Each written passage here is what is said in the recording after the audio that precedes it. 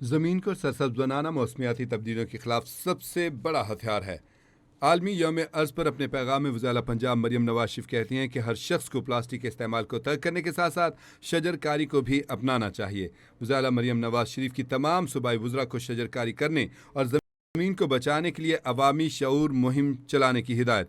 मईशत को फ़रोग़ देने पर जोर। वज़ीर आला मरियम नवाज शरीफ का अर्थ डे पर जंगलात के तहफ़्फ़ुज़, कार्बन के अखराज में कमी और ग्रीन।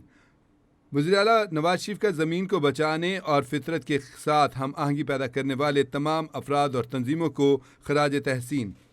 वज़ीर आला मरियम नवाज शरीफ का ज़मीन को बचाने और फितरत के साथ हम आहंगी पैदा करने वाले तमाम अफराद और तंजीमों को खराज तहसीन। वज़ीर आला मरियम नवाज ने कहा कि ज़मीन सिर्फ हमारी नहीं बल्कि आने वाली नस्लों की अमानत है। उन्होंने कहा कि हमें कुदरती वसाइल और दरख्तों के तहफ़्फ़ुज़ के लिए मिलकर काम करना होगा।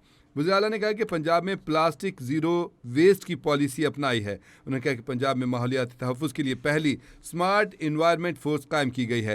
वज़ीर आला मरियम नवाज कहते हैं कि अर्थ डे ज़मीन को दरपेश माहौलियाती ख़तरात से मुतालिक शऊर उजागर करने का दिन है। उन्होंने कहा कि माहौलियाती आलूदगी पर काबू पाना, कुदरती वसाइल का तहफ़्फ़ुज़, मौसमियाती तब्दीलियों के असरात को कम करना और ज़मीन की सेहत को बेहतर बनाना है। उन्होंने कहा कि हमें अपनी आने वाली नस्लों के लिए एक सेहतमंद और सरसब्ज ज़मीन छोड़ कर जाना है।